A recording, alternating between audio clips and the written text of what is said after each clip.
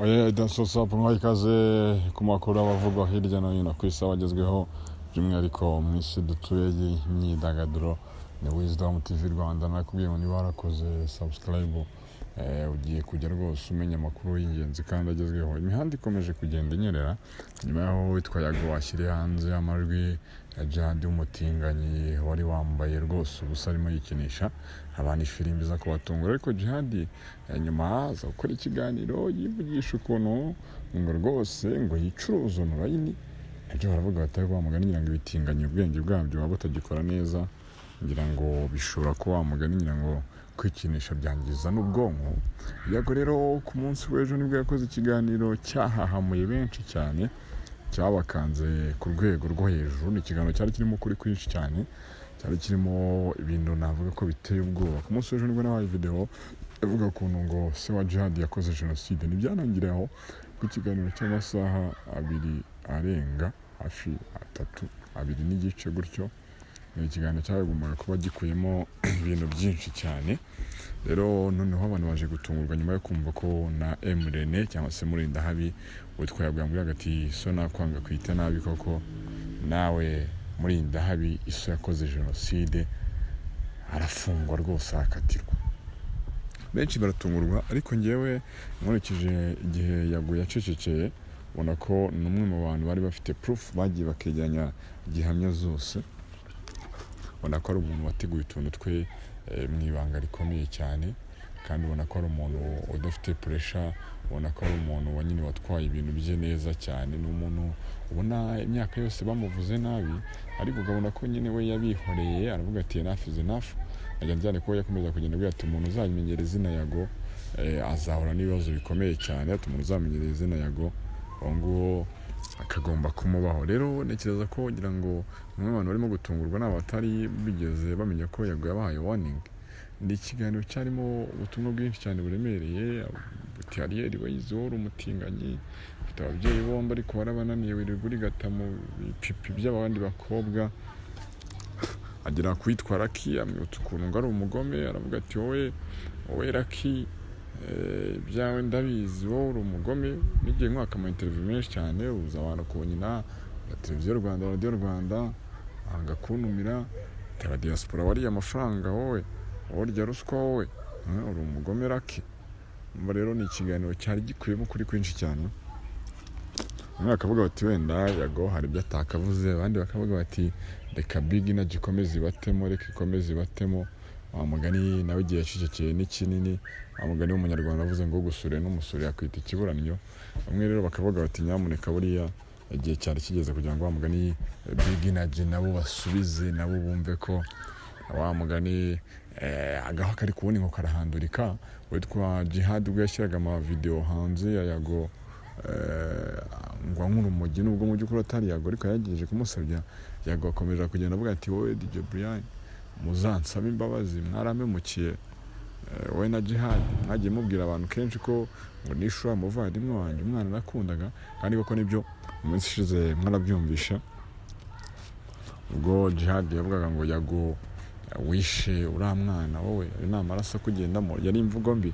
Rero ndakibaza ko wamugani ngira ngo abantu bakwiye kureka kuzana ibintu bya santima cyangwa se by'amarangamutima muri ino case, kuko ubona ko wamugani mu buryo bumwe cyangwa se ubundi nuko ubona ko Yago yagiye abihorera igihe kinini, ariko mu by'ukuri abitse byinshi. Ubona ko yegeranyije ibintu byinshi cyane.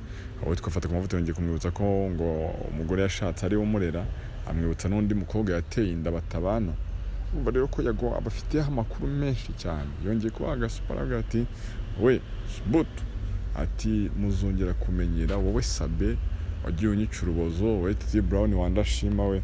Ubona ko Yago ni umwe mu bantu begeranyije ibimenyetso bye neza cyane, kandi ubona ko ni umwe mu bantu bafite proof.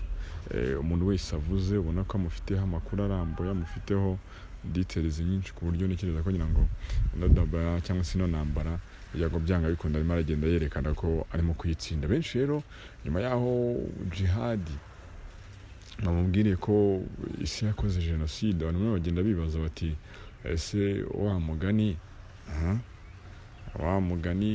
Jihad nyuma yaho araza kongera kuvuga iki? nyuma yuko Djihad bashyiriye video ye hanze yambaye ubusa arimo yikinisha akongera akavuga se noneho kuri no shuro araza gusubiza iki bati se Emile newe biraza kugera gute ko ngo yihakana se muri indahabi nari ko se yitwa so nakonga kwita nabi. Ibyo byose rero bivuze iki? Bivuze ko imihanda yaranyereye kandi byari showbiz by'umuntu avuze ko bitakiri muri showbiz byo ntiyababeshye, ahubwo bakibaza ngo igaruriro rizabirihe. Nicyo kintu cyo kibazo cyonyine ntekereza ko abantu bakwiye kwibaza mu mitima yabo, ese bizagarukira he, bizarangirira hehe?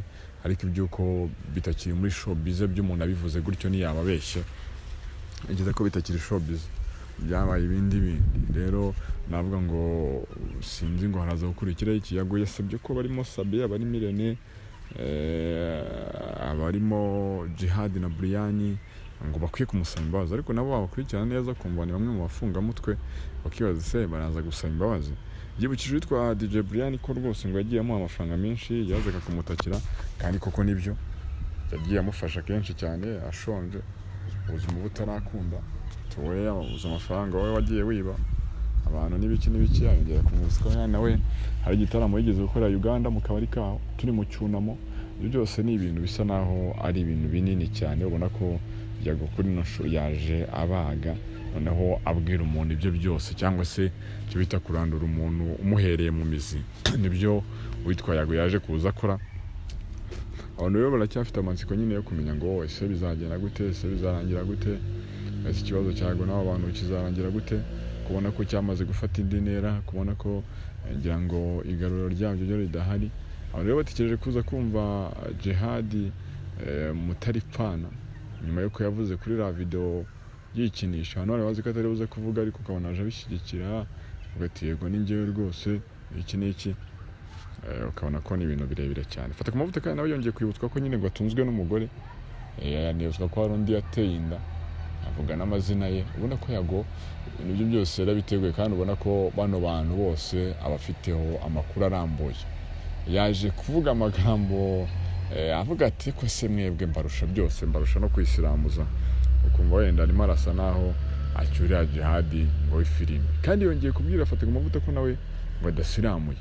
Abantu bari baza bati se aho wenda niyababitse n'indi video yafata ku mavuta bikomeza kuba urujijo mu bantu. Ngayo nguko rero ibyo nambabwiye, mugire icyumweru cyiza, mugire weekend nziza, irarangiye. Nizeye ko abantu barimo bava gusenga, nyamurika mujye gusenga, buriya gusenga birafasha.